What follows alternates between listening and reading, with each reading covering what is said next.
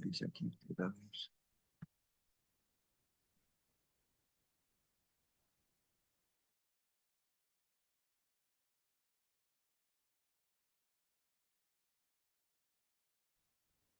Y esto es así, si es que quiere. Muy bien.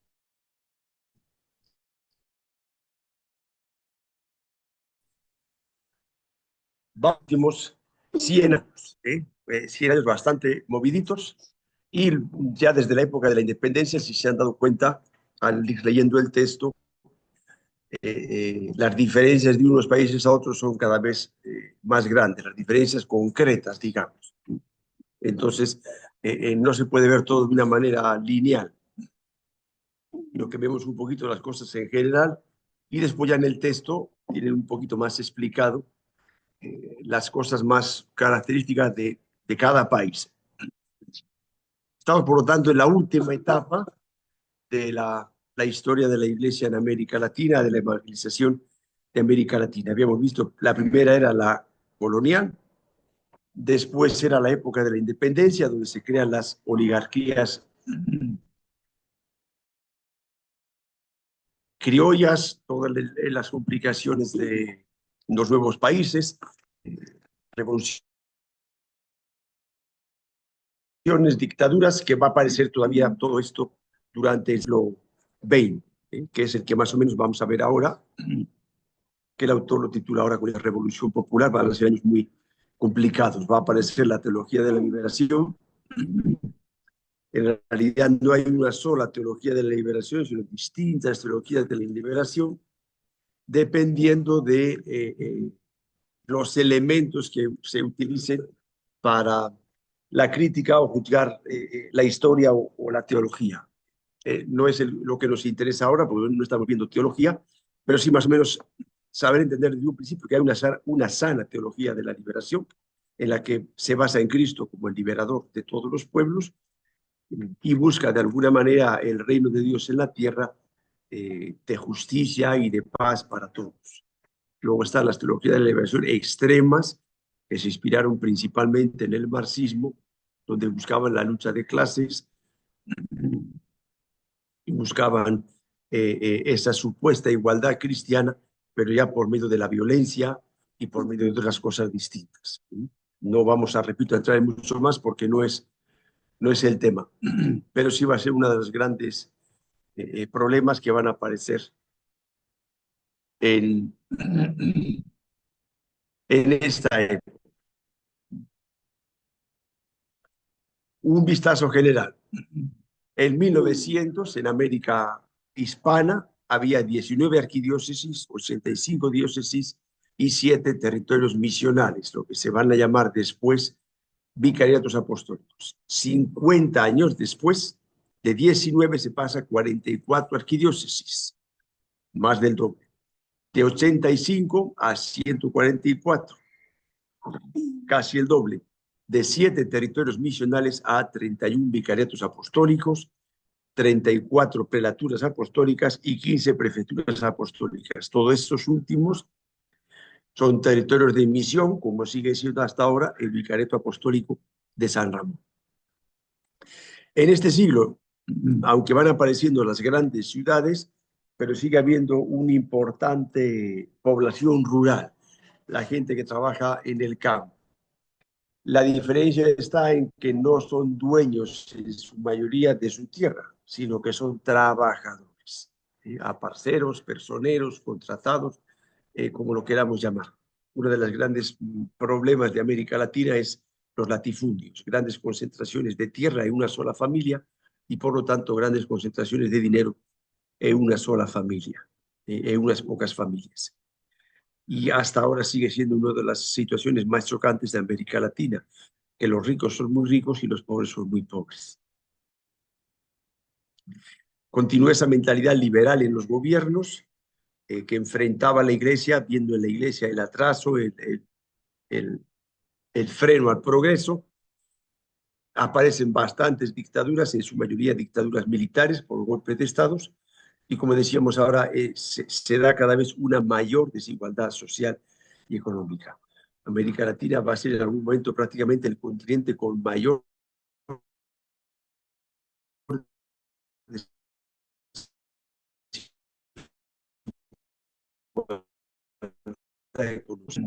La Iglesia de alguna manera continuó a la defensiva precisamente por este ataque que sentía de parte de los gobiernos, bien sea persecución, como veíamos el día lunes, o bien sea porque quieren manipularlo, simplemente quieren acallarlo, convertirlo en una especie de ministerio del Estado. Tienes que decir amén a todo lo que yo diga y nada más. Yo decido quiénes son los obispos, yo manejo el dinero, yo manejo todo, y la Iglesia se encuentra en esta situación defensiva frente a ellos. En este contexto van a aparecer las persecuciones, que ya algo habíamos apuntado el día lunes, las dictaduras, aparece una presencia importante, cada vez mayor, de protestantes. Uno de los problemas, ya veíamos el lunes, es la disminución del clero, de gente formada, sacerdotes, religiosos, religiosas, laicos bien formados, había muy pocos. Y como dice el dicho, católico ignorante, seguro protestante. Protestantes además incentivados muchas veces por los mismos gobiernos para debilitar a la Iglesia y, como en algún momento también hemos dicho, impulsados ya a final del siglo XX, pero bueno, desde antes también, por Estados Unidos, precisamente para debilitar la influencia, la presencia de la Iglesia en América Latina. Otro factor importante, aparece el marxismo. Recordemos la revolución bolchevique, es 1917. Y las apariciones de Fátima van también por ahí, que acabamos de celebrar. Y una de las cosas precisamente que habla es el daño que va a hacer el comunismo al mundo en general y a la Iglesia en concreto. Aparecen también los sindicatos, en su mayoría de tinte anarquista o marxista. Tanto los anarquistas como los marxistas consideran a la Iglesia como un atraso. Recordemos la frase de Marx: la religión es el opio de los pueblos. Con lo cual la Iglesia se va a encontrar, por lo general, de parte de los gobiernos,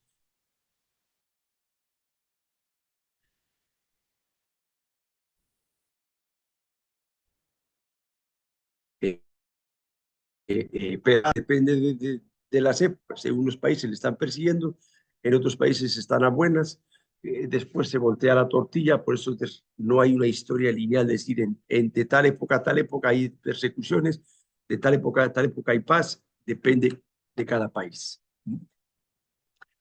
Se convierte en un continente en erupción, aumenta mucho la población, aumenta la economía, aunque mal distribuida, repito. Aparecen grandes ciudades donde la gente como vemos en el Perú, que viene de la sierra, pasando todo tipo de penurias y penalidades, busca en la ciudad una vida más digna y más segura, y lo que encuentran es una situación más complicada todavía que donde venían, porque se encuentran solos, se encuentran desubicados. Muchos de ellos, todo su mundo religioso, al llegar a la ciudad se pierde completamente porque se dedican a sobrevivir. Aparecen, por lo tanto, estas grandes ciudades, grandes urbanizaciones, y va apareciendo también una clase media en América Latina, por la clase media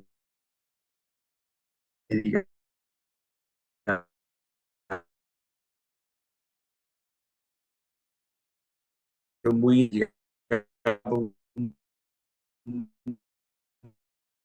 un gobierno.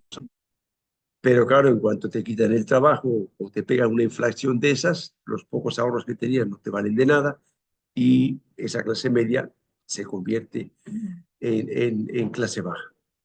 Ese gran proletariado urbano, las empresas que van apareciendo. ¿Por qué? Porque en América Latina hay mano de obra barata. Entonces vienen multinacionales a América Latina para poner sus fábricas porque encuentran mano de obra barata, un montón de mano de obra fácilmente explotable, y como consecuencia de eso después aparece el sindicalismo. Los sindicatos que supuestamente, porque después muchas veces el agente sindical es uno que cobra de la empresa, se calla y de vez en cuando hace un poco de guerra y nada más. Pero bueno, en principio el sentido del sindicato es agrupar a los trabajadores para exigir sus derechos frente a una empresa que lo que quiere es estrujarles. Como sobra mano de obra, si no te gusta, te vas, porque en la puerta tengo gente esperando para poder entrar. Y todo eso provoca esas situaciones de explotación de la gente, de hambrunas, de inestabilidad.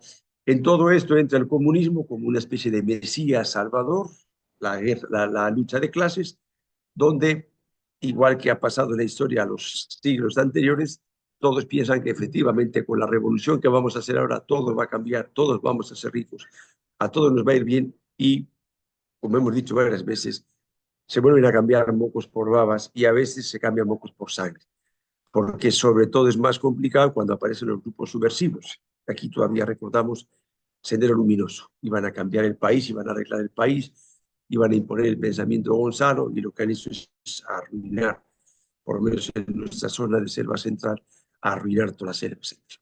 Todos los cultivos más o menos tecnificados eh, iban progresando, las cooperativas, todo se vino completamente abajo.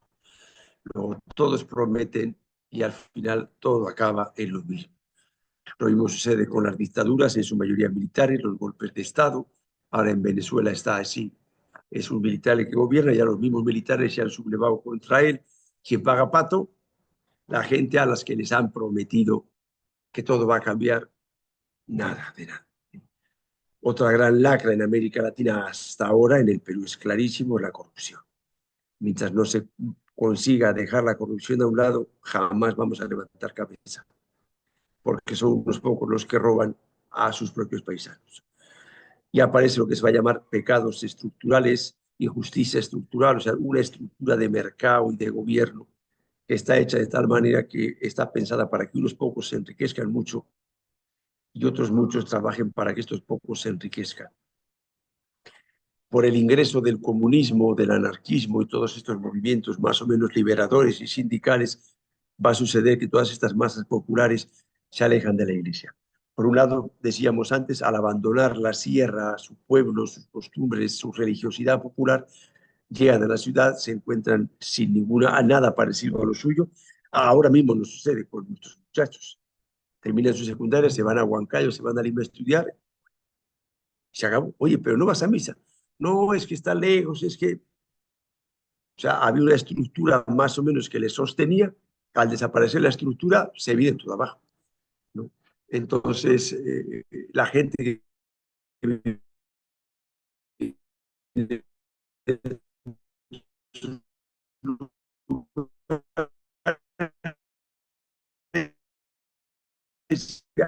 vacías, devociones, desaparece. Como mucho, que sigue pasando ahora, gente que no pisa la iglesia, pero llega a la cruz de carnaval y la celebran por todo lado. Pero claro, la celebración cada vez es menos cristiana y es más pagana. Vemos esas borracheras malditas, que dices tú, pero ¿qué cosa es esto? Señor de Uruguay, la cruz de carnaval, la cruz de mayo, eh, eh, traen las costumbres, la celebración de sus lugares, pero ya se ha desvirtuado completamente. Todo esto es lo que va haciendo que esa masa popular que era fiel de alguna manera a la iglesia y tiene una religiosidad, lo vaya perdiendo y vaya quedando de una manera muy mía, muy personal, en mi subconsciente, en mi oración de la noche, llorando al Señor de los milagros para que me ayude y cuando hay una procesión salgo y le pido que cambie mi vida, que me arregle, pero no queda mucho más. La iglesia entonces va a pasar de la vanguardia de la época colonial, de la época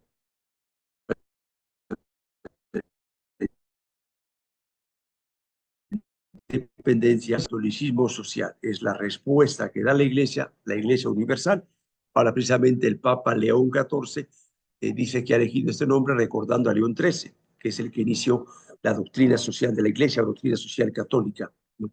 La respuesta que dice la iglesia, basada en el Evangelio, por supuesto, adaptada a estas nuevas situaciones tan complejas y tan complicadas. Entonces, como cristianos, ¿qué hacemos en esta situación? ¿Qué podemos hacer para mejorar la vida de esta gente? ¿Qué podemos hacer para que estas estructuras injustas, estas estructuras de pecado, puedan lógicamente poco a poco ir cambiando?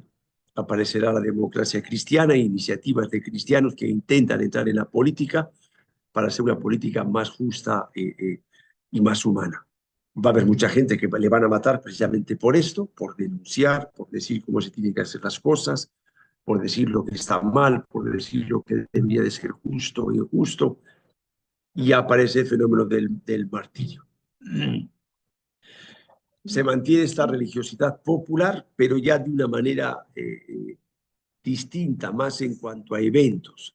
Hay un sustrato católico que decíamos ahora, donde bueno, pues la gente se acuerde de Dios y reza, pero a su manera, en su casa. Tiene su cuadrito, sus velitas, a su manera reza, pero ya no es como comunidad cristiana.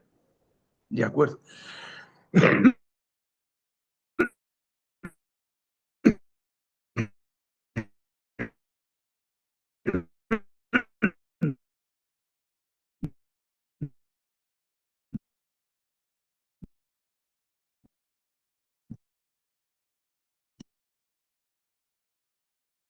Llega dentro de cristianismo, en el caso de la procesión del Señor de los Milagros.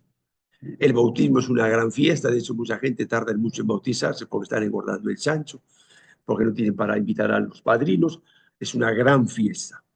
Las procesiones, normalmente a la gente le gusta la procesión, es un acto de fe, normalmente son muy emotivos, por eso son tan importantes las bandas de música, porque la música conmueve a la persona por dentro y como que la devoción le llega más, es una devoción ya mucho más sentimental y menos racional. Las grandes concentraciones, los congresos eucarísticos, vemos la visita del Papa, bueno, el Papa viene al Perú y que el Perú parece como que bebiese agua bendita todos los días, pero llega el domingo siguiente a las misas y estamos los mismos del domingo anterior. Pero ahí sí todos están a ver al Papa. Es un cristianismo así de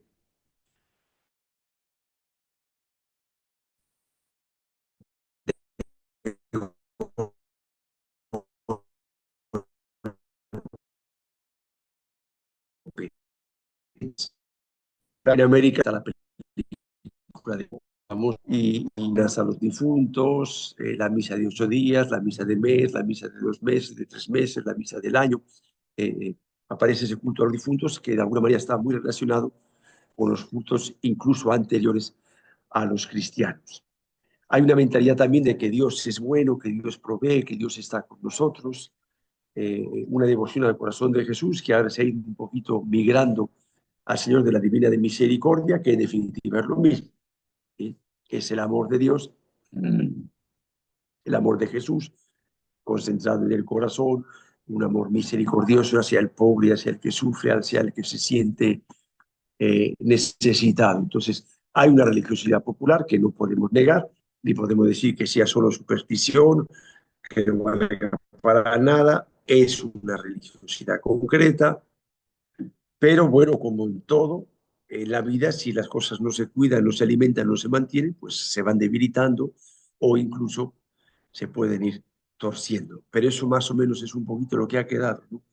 Esa fidelidad a la Iglesia, al Papa, aunque no sepan mucho más del Papa, pero ahora todo el mundo está emocionado porque el Papa es peruano, como si eso fuese a cambiar al Perú, ¿no?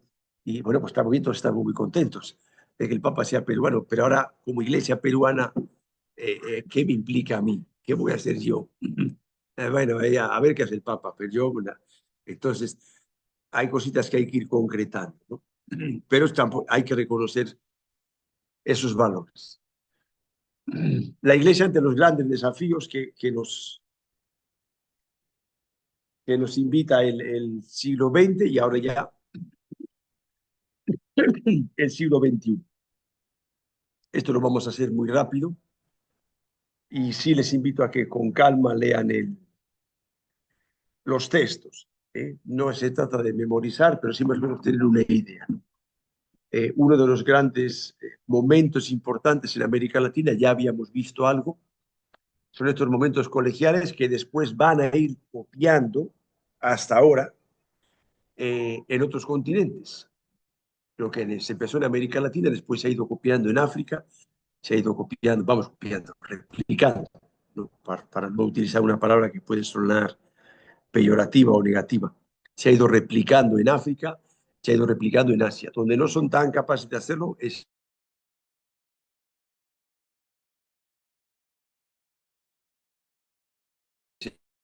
en Europa, porque es importante de Río de Janeiro, antes ya del Concilio Vaticano II, eh, convocados por el Papa, pero son los obispos los que lo han pedido. Y dice, hay que afrontar, uno, la insuficiencia de clero, que es uno de los grandes problemas hasta ahora de América Latina. La falta de sacerdotes para, para atender, perdón, las grandes extensiones de territorio y la gran cantidad de cristianos que se declaran cristianos, cristianos católicos. Recordemos que prácticamente el 50% de la Iglesia Católica está en América Latina. Como decía el Papa Juan Pablo II, más de la mitad de la Iglesia reza a Dios en castellano. ¿De acuerdo? Y sin embargo resulta que el número de sacerdotes es muy reducido. Y otro era intentar organizar y ordenar las fuerzas católicas contra todas estas amenazas que tenía de marxistas, anarquistas, liberales, después las grandes multinacionales, Estados Unidos que quería dominar América Latina y veía en la Iglesia Católica un freno. ¿Cómo vamos a trabajar unidos frente a estas amenazas? A veces el vernos amenazados nos obliga a decir, vamos a juntarnos y entre todos nos vamos a ayudar. Cuando uno se siente fuerte, se siente joven, dice, no, yo no necesito de nadie. El buey suelto, bien se lava.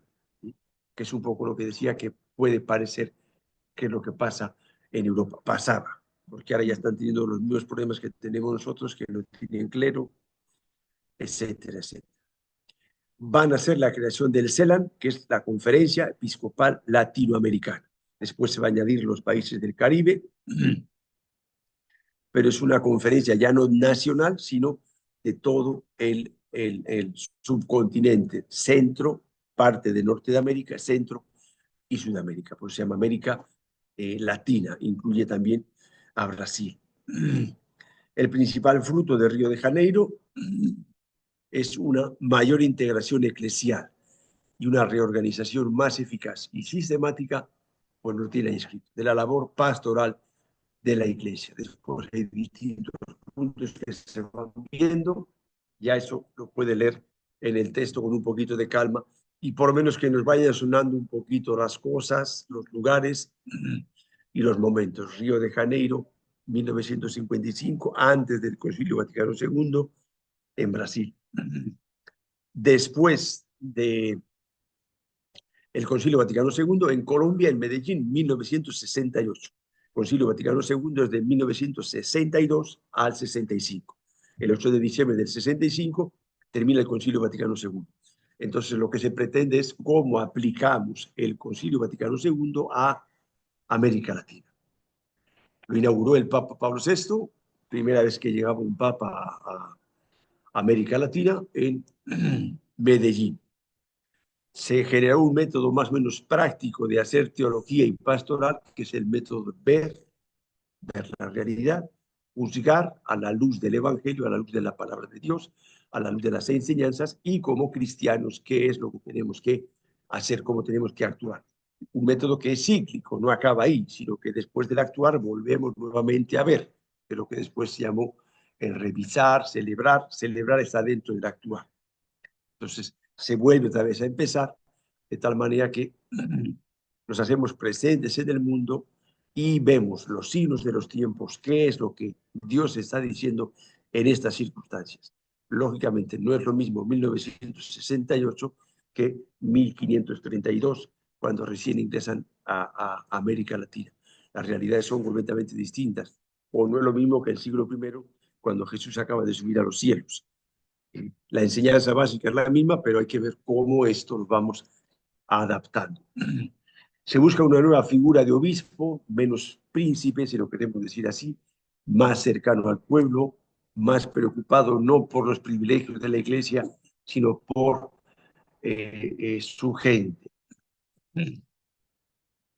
Frente a esta situación de pobreza, de marginación, la iglesia plantea también esa promoción religiosa y humana de la gente. Acercar a la gente al evangelio es hacerle más humana, es hacerle mejor persona. Y se busca esa unidad entre dar evangelio y dar pan. Las dos cosas van unidas. No es que primero damos el pan y después el evangelio, primero el evangelio. No, yo tengo una persona delante que necesita de Dios, pero también necesita llenar su barriga. Y precisamente Dios me dice lo mismo que los apóstoles. Denles ustedes de comer. Se busca esa integración. Impulsa, perdón, frente a la falta de sacerdotes y empujada por el Concilio Vaticano II, que dio un empujón a la importancia del laicado en la Iglesia. La mayor parte de la Iglesia no son los sacerdotes ni las religiosas, ni mucho menos los obispos, son los laicos. Y tienen que formar parte activa de la Iglesia. ¿Cómo lo van a hacer? Lógicamente, una parroquia de 20, 30.000, 50.000 habitantes no se puede manejar. Entonces se impulsan las comunidades eclesiales de base, pequeñas comunidades del barrio en el que se reunían para escuchar la palabra de Dios, para ver qué les decía Dios a ellos y qué le pedía a ellos como cristianos en su persona, en su familia, en su barrio. Y va a ser un gran impulso. Se va puliendo la teología de la liberación, como decía antes, buscando la verdadera liberación, no la liberación de la guerra, que es mentira, la liberación marxista, que es un engaño, la liberación de los políticos partidistas, que también es otro cuento, sino la única liberación auténtica, que es la del liberador por excelencia, que es Jesucristo. Pero, como decíamos ahora, afecta no solo al pan, sino también a la persona entera, no solo al cuerpo, sino también al alma. Y dar importancia a esta religiosidad popular que a veces se despreciaba como superstición, como muchas veces está lejana a la iglesia, porque la misma iglesia, la misma jerarquía de la iglesia, nos ha dejado a su aire, lo que muchas veces sucede en nuestras parroquias. No, a la hermandad del Señor de los Milagros, o no, no sé qué, porque no sé cuál. Bueno, ¿y quién se acercaba a ellos para intentar acercarles, para intentar darles un poquito de formación, que se acerquen un poquito a la parroquia, a ver cómo nos vamos integrando, porque cada vez que llegan, simplemente lo único que reciben es palo. Lógicamente, así nunca se van a integrar. Entonces, ver cómo vamos valorando esa religiosidad popular, cómo la vamos integrando, cómo la vamos alimentando para que, como toda religiosidad, vaya creciendo y sea cada vez más auténtica y más fructífera para la Iglesia y para el mundo. El siguiente encuentro de los obispos del CELA, la Conferencia Episcopal Latinoamericana, va a ser en México, en Puebla, en 1979. Esta fue convocada por el Papa Pablo VI, murió el Papa Pablo VI, siguió adelante con ella Juan Pablo I, se murió Juan Pablo I, y al final quien la inauguró fue Juan Pablo II. El tema es la evangelización.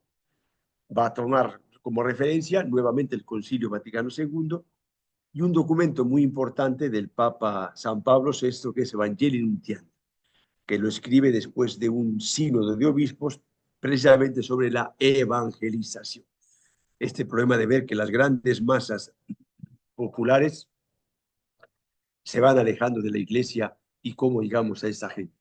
Que nuestros cristianos de nombre cada vez son menos cristianos porque tiene una especie de barniz cristiano por encima de costumbres cristianas, pero en su ser y en su actuar no tiene nada de cristiano. Mucho menos nuestros políticos que se dicen cristianos, que van a misa, están en la primera fila en la misa Te Deum, pero después son unos recontra explotadores de la gente.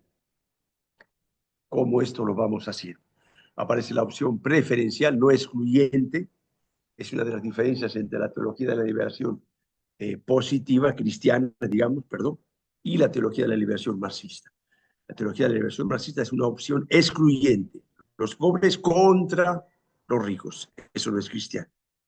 El cristiano es una opción preferencial por los pobres porque Jesús lo hizo así. Pero eso no quiere decir que desprecie a los demás, ni mucho menos que me enfrente con los demás. Se añade a esta opción preferencial por los pobres que ya aparecía en Medellín, una opción preferencial por los jóvenes, porque son el futuro de la iglesia. Y ahora mismo tenemos el mismo problema. Vemos cómo los muchachos están aquí, están en las catequesis, en los colegios parroquiales, llegan a la universidad y si te he visto, no me acuerdo. Entonces, decir, o nos preocupamos de ver cómo llegamos a los jóvenes, no cómo los entretenemos, sino cómo llegamos a ellos, cómo hacemos que se encuentren con Jesucristo y que sean cristianos de verdad, o el futuro de la iglesia está en el aire. Y como un eco del Concilio Vaticano II, la iglesia somos todos, la evangelización es tarea de todos. Esto hasta ahora sigue siendo una tarea pendiente. Y bueno, parte de una respuesta a esto es nuestra escuela de evangelización, irnos preparando para que nosotros evangelicemos a los demás y llevemos esta voz de que todos podemos evangelizar a los demás. No hace falta saber mucho para evangelizar, hace falta compartir mi experiencia de fe.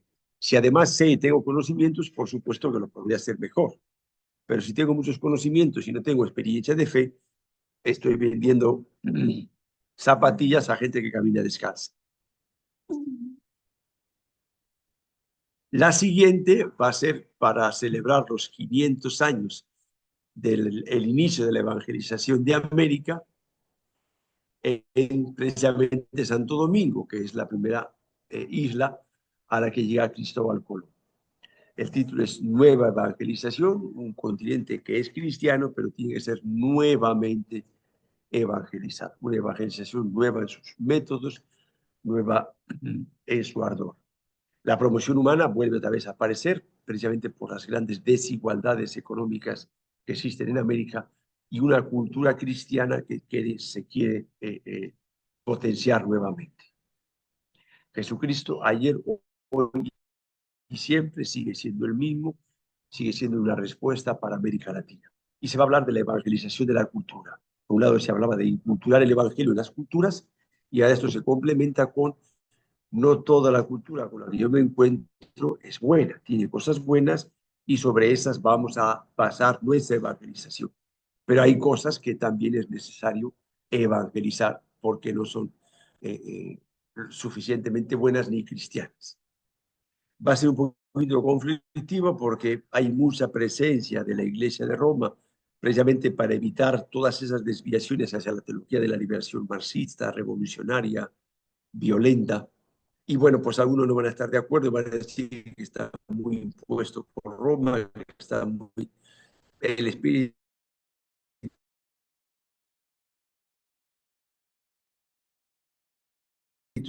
Santo está por ese papel, lo vemos, para que nos vamos a engañar. Se comentan cuatro cosas y bueno, pues ha sido bien, hemos hecho reflexiones, pero digamos que no tiene la llegada que debería de tener, o la llegada es mucho más lenta.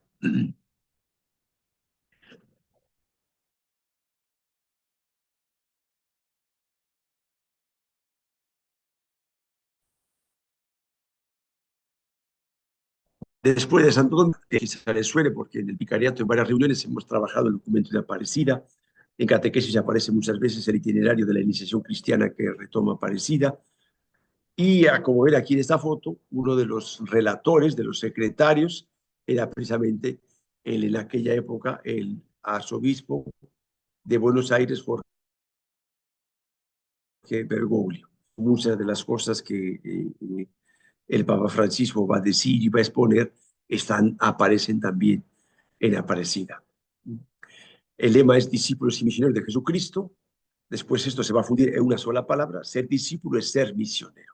Si se dan cuenta, es una constante desde el Concilio Vaticano II. Todo bautizado es misionero. Todo bautizado, laico, sacerdote, religioso, religiosa, lo que sea, tiene a Cristo en su corazón, tiene que llevarlo a los demás.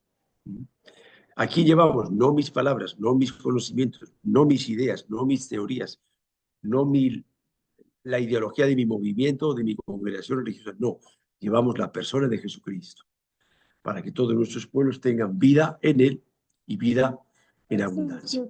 ¿Sí? Se pasa de una pastoral de la conservación, espero en el despacho que vengan a ver qué cosa quieren, a una pastoral misionera. Salimos a buscar a la gente que nos viene, bien sea dentro de la ciudad, las grandes masas de jóvenes, de obreros que no pisan la iglesia más que para el entierro. ¿Sí? Y las grandes extensiones en América Latina de comunidades campesinas, comunidades ribereñas, comunidades nativas que no saben nada de Jesucristo, ni de su iglesia, ni de su salvación, ni nada de nada. Entonces la iglesia en América Latina se plantea y dice, bueno, no podemos conformarnos con que las estadísticas digan que el porcentaje mayoritario es cristiano porque es mentira. La mayor parte de esos cristianos, de cristianos no tiene más que la agüita del echado en la cabeza, pero ni son cristianos, ni piensan en cristianos, ni creen en Jesucristo, ni creen que Jesús les ha venido a salvar. Entonces es necesario sin abandonar la pastoral ordinaria, esta nueva evangelización, bien de los ámbitos rurales de gente que se declara cristiana, o la evangelización adyentes de la gente que no ha oído hablar de Jesucristo, no sabe nada de él, como es el caso concreto de las comunidades más lejanas, sí, ribereñas y son del río, campesinas, muchas veces gente, colonos que han venido de la sierra, de otros lugares, se han metido al monte a trabajar en su cafetal o lo que sea, y se han olvidado de Dios completamente, o mucho más todavía, el caso de las comunidades nativas. Por eso se dijo, la conferencia no termina, la conferencia se prolonga en una gran misión continental, que prácticamente, por lo menos en Perú, no se ha concretado en casi nada. Quedó en las buenas intenciones, se siguen manejando muchas cosas. ¿Ya? Esto un poquito en cuanto a estos grandes momentos en América Latina. Algunos temas importantes de este siglo XX y ya inicio del siglo XXI. El enfrentamiento de la Iglesia con los estados, bien sea los estados militares o los estados burgueses en el sentido de estados capitalistas que lo único que les importa es el dinero. No les importa a nadie más. Entonces aparece la corrupción, aparece la explotación, lo que habíamos hablado antes, ¿no? Frente a esto, ya habíamos dicho un poquito antes, van a aparecer figuras de sacerdotes, de religiosos, de laicos, de obispos, que van a hacer la denuncia. Siempre es un equilibrio difícil a la hora de hacer las denuncias, porque no se trata de que me maten a la primera y me tapen la boca, sino de ver un poquito cómo prudentemente intento salvar mi pellejo, pero tampoco me callo. Voy diciendo lo que creo que debo decir, denunciando lo que tengo que denunciar. Por supuesto, estos equilibrios siempre son difíciles. Y ahí aparecen los mártires de América Latina. En nuestro caso tenemos nuestra mártir Aguncita, los mártires de Chimbote también, Monseñor Oscar Romero, pues de los más conocidos. Y la Iglesia ya se plantea seriamente que tiene que defender al ser humano. La defensa de los derechos humanos, la persona por encima de todo, es uno de los grandes fundamentos de la doctrina social de la Iglesia, que están viendo ahora con la profesora Mariby, es el valor por encima de todo de la persona humana.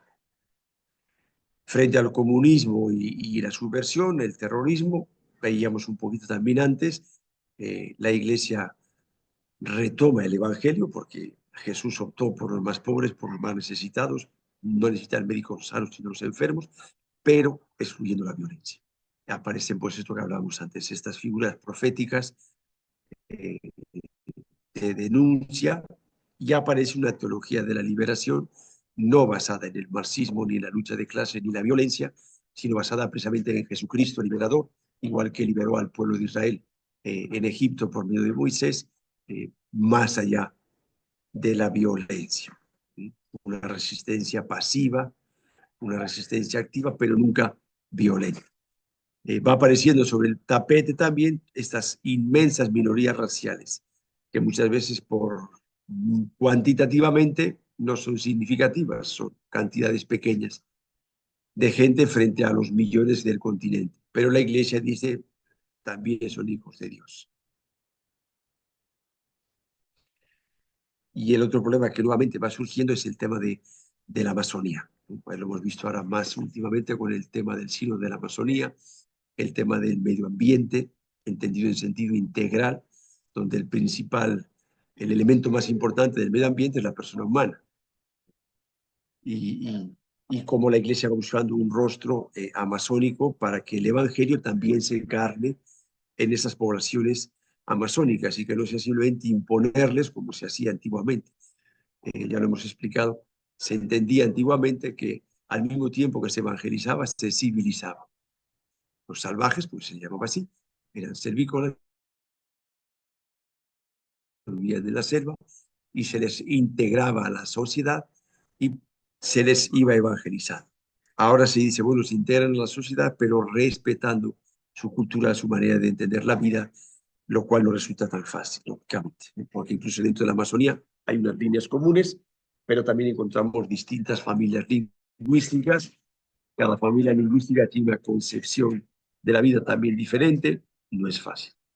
Otro de los grandes problemas de América Latina son los inmensos millones de kilómetros cuadrados concentrados en unas pocas familias. En Perú, por ejemplo, ahora el caso del Grupo Romero, pues tienen miles de hectáreas de plantación de palma que van comprando a la gente a como de lugar y van acumulando.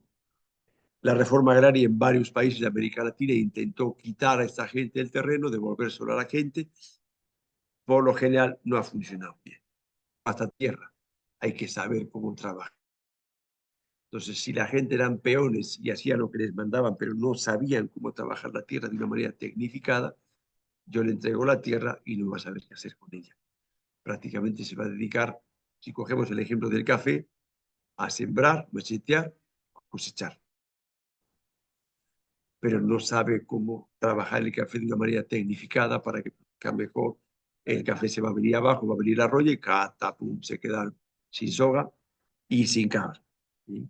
Pero bueno, fue, digamos, un intento de redistribuir la riqueza y una promoción de la conciencia social. Un poquito en cuanto a la iglesia en este siglo, en estos últimos 100 años, 1920 a ahora. Vemos esos esfuerzos colegiales entre los obispos proyectados hacia el futuro de hacer un trabajo conjunto, unificado, que siempre es más difícil sentarnos entre varios y ponernos de acuerdo cómo lo vamos a hacer.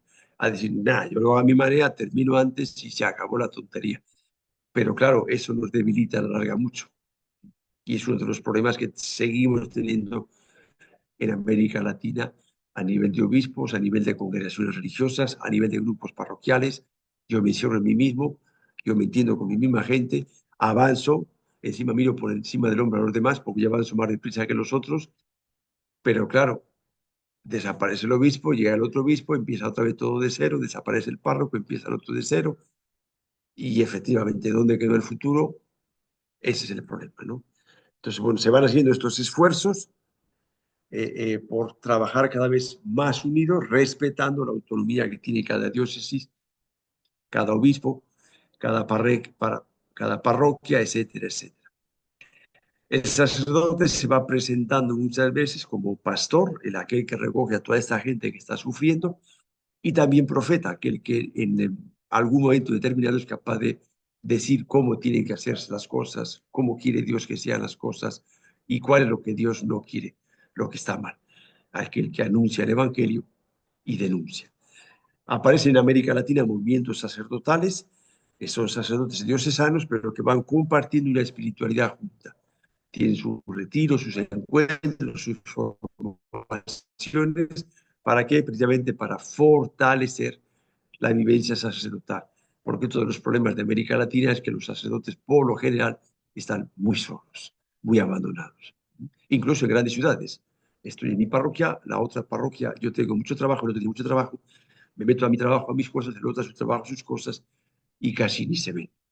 El obispo en unos sitios las distancias son muy grandes y el otro tiene 800 parroquias, casi no los visita, se sienten muy solos y ahí aparece un montón de problemas, de alcoholismo, de mujeres, etcétera, etcétera, ¿no? Aparecen los escándalos en la iglesia y estos movimientos sacerdotales lo que buscan es ayudar a crear una fraternidad sacerdotal que va fortaleciendo a los sacerdotes, les va acompañando, sigue alimentando su espiritualidad, porque el sacerdote, igual que el laico, tiene que alimentar su vida espiritual, si no se va debilitando, se va enfriando y al final nada, se convierte en un palo seco que ni suena ni truena, simplemente repite costumbres, repite ritos y nada más. Los religiosos, precisamente al sentirse atacados, se organizan cada vez mejor más y igual que sucedió en el tiempo de la colonia, eh, como congregación, ya no como individuos particulares, les permite ingresar a lugares más complicados y más difíciles, porque ya no son dos o tres padrecitos solos, sino que es una congregación que está detrás de ellos, sacerdotes o religiosas, y les apoya, les anima, les apoya económicamente, les recibe cuando tienen que salir a Lima, por ejemplo, para ir al médico, etcétera, etcétera, ¿no? Entonces, en muchos sentidos vuelven a convertirse en punta de lanza, bien sea por la distancia o bien sea porque asumen papeles muy complicados.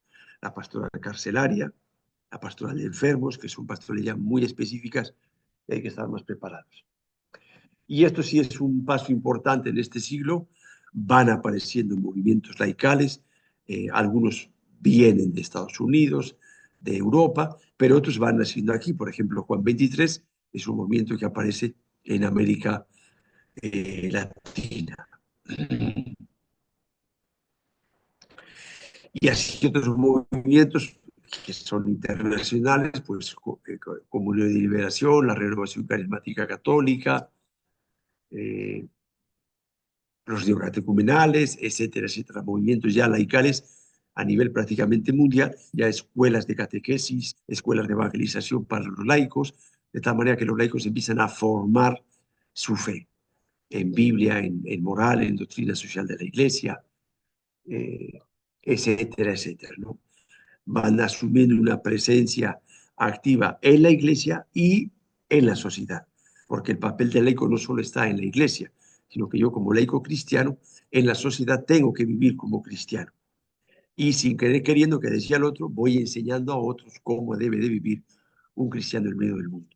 Yo soy un empresario, pero soy un empresario honrado, honesto, que trato bien a mi gente, que me preocupo por ellos, por su salud, por su seguridad social, por su jubilación, por sus hijos, por su familia, etcétera, etcétera. Y mi empresa va bien, funciona bien, y los otros empresarios van viendo que no se trata de explotar a la gente para que la empresa vaya mejor, sino que cuando yo trato bien a la gente se identifica con la empresa y la empresa funciona mejor. Luego hay una presencia cristiana en el mundo, aunque no aparezca en la parroquia ni de catequesis. La madre de familia que se preocupa por educar a sus hijos cristianamente es la primera catequista de sus hijos en su familia. Entonces, hay una toma de conciencia de esa presencia del cristiano en medio del mundo. Al que le gusta la política y entra en ese mundo, entra como cristiano. ¿Sí?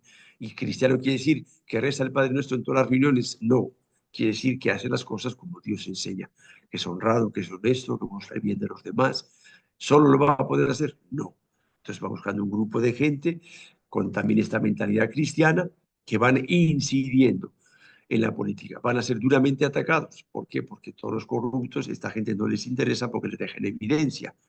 Y así encontramos también laicos cristianos que se han metido en este mundo y han sido atacados, han sido perseguidos, simplemente porque al hacer yo las cosas bien, dejo en evidencia al que hace las cosas mal. Esto se ha avanzado bastante, falta todavía mucho por avanzar en América Latina. Repito, una de las respuestas es esta escuela de evangelización que estamos empujando ya desde hace más de 30 años en el Vicariato de San Ramón, aunque le hayamos cambiado los nombres. Uno de los grandes retos en el mundo en general es el individualismo. ¿Sí? Y en la Iglesia, pues no estamos exentos de esto. ¿Sí? El que los últimos años uno ve en Internet y ve que perdón, las posiciones están muy polarizadas. La gente que se considera conservadora es cada vez más conservadora y más crítica con los que se consideran más liberales. Y yo tengo la posición de la verdad, las cosas tienen que ser como yo digo. Este papa no me gusta porque no opina como yo opino. Y claro, eso nos hace mucho daño. Nos hace mucho daño. Como laicos, como movimientos cristianos, como sacerdotes y, y como obispos. Entonces, ese gran trabajo que decía el Papa Francisco de buscar la unidad en la diversidad, respetando las distintas tendencias de cada uno, pero hay que hacer ese esfuerzo que ya decía Juan 23, en buscar más lo que nos une que lo que nos separa. Como vemos, todavía nos queda mucho por hacer y bueno, gracias a Dios, si ya estuviese todo hecho, pues sí vamos a dormir. Pero por eso nos estamos preparando, para desde nuestra realidad, desde nuestra pobreza, ir intentando dar respuesta a estos retos que nos plantea el mundo moderno. Otro de los grandes retos es la globalización. El Papa Francisco también insistía mucho en la colonización ideológica, que arrasa con tradiciones, costumbres, maneras de obrar propias y quiere uniformizar todo el mundo igual, como si todo fuese lo mismo, una especie de aplanadora que quiere que todo sea exactamente igual.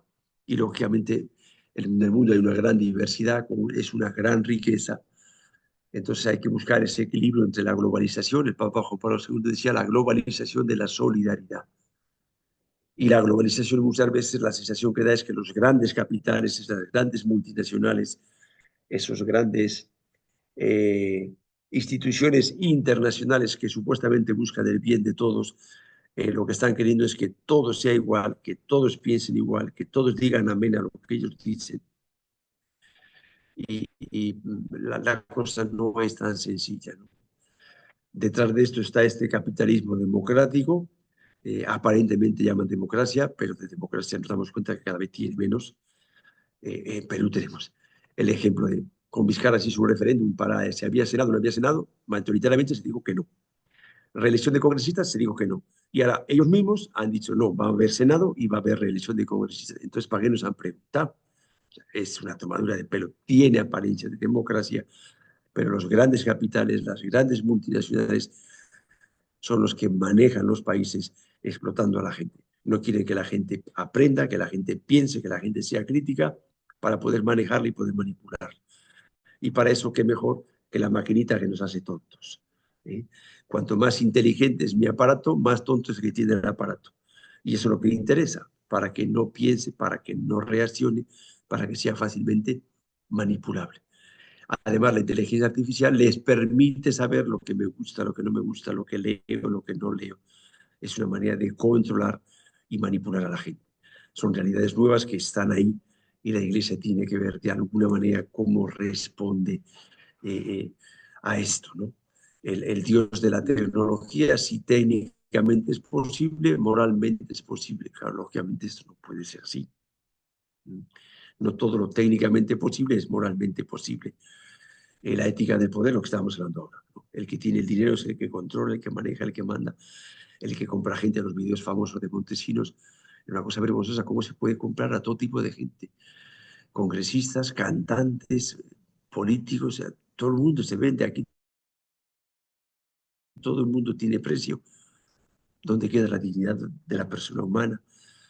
Etcétera, etcétera. El problema de las grandes ciudades, las ciudades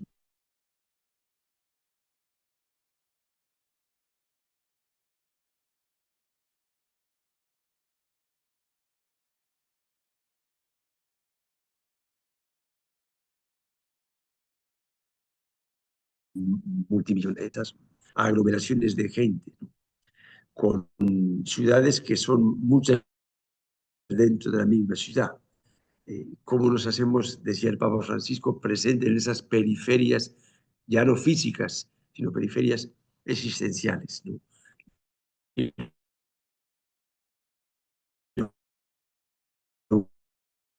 O el cáncer, el caso es que a la gente de abajo normalmente no le llega. Todo esto es un caldo de cultivo nuevamente para todos esos mesianismos políticos violentos, ¿no? Tipo Sendero Luminoso, subversivos, etcétera, etcétera. Todo esto es una complicación y bueno, en este mundo estamos y en este mundo como iglesia en América Latina tenemos que ver cómo poco a poco vamos dando respuestas a todo esto. ¿De acuerdo? Y con esto terminamos el tema de hoy y el cursito este de evangelización en América Latina. Para los que no pueden conectarse hoy y nos ven por el video, pues pedirles disculpas por el cambio de horario, pero el lunes yo lamentablemente no podía y tampoco quería hacer como en el colegio, soltar una pelota y que se pongan a jugar, sino dar la clase como Dios manda. Para los que me reclamaron el lunes de que la autoevaluación 3 no la había corregido, tienen razón. Efectivamente, no sé por qué me la he saltado. Había corregido unas pocas y todo el mundo está sin corregir. Entonces ya me estoy poniendo al día como buen alumno, las disculpas del caso y ya estoy corrigiendo. De todas maneras, ya le dije que el padre José Antonio me pidió que revise todo nuevamente. Agradezco a los que han eliminado ya las 800 autoevaluaciones repetidas, que me facilita el trabajo. Y no sé si hay alguna pregunta del tema. Me he pasado, son las 9. Padre, buenas Sí, noches. sí, bien, Perdón, soy Raquel. Nada, dispara. La primera que dispare es la que mata. Sí, padrecito, tenía una consulta. Hoy en día se habla bastante vamos a, no sé si está bien el término de una división del clero entre progresistas y los conservadores, ¿no? Algunos han catalogado al Santo Padre Francisco como progresista. Entonces, ¿podría un poquito explicarnos esto? ¿Por qué se está dando esa tendencia fuerte hoy en día? Bueno, en principio es una terminología política, no es una terminología de iglesia. Digamos, es una etiqueta que nos ponen desde afuera, ¿ya? Y luego, como todas las etiquetas, siempre son traicioneras, porque encuentras gente, digamos, que es